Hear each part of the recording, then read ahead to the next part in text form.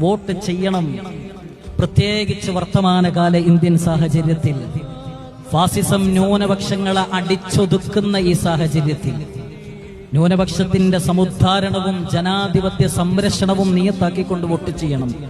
SIR-ിലൂടെ, NRC-യിലൂടെ, CA-യിലൂടെ ഈ സമുദായത്തെ പാഠം പഠിപ്പിക്കാൻ നടക്കാണ് ചില ആളുകൾ.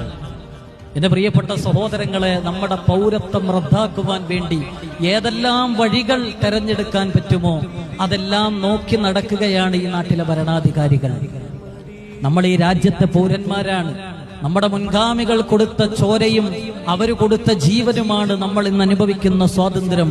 ഈ സ്വാതന്ത്ര്യം നമ്മുടെ മക്കൾ അനുഭവിക്കണം, നമ്മുടെ തലമുറകൾ അനുഭവിക്കണം. ഒരിക്കലും ഇല്ലാതായി പോയിക്കൂടാ. ഈ രാജ്യത്ത് ജീവിക്കുന്നവരല്ല, അധിവസിക്കുന്നവരല്ല, ഇവിടുത്തെ പൗരന്മാരല്ല എന്ന് പറഞ്ഞ് നമ്മളെ മാറ്റി നിർത്തിക്കൂടാ.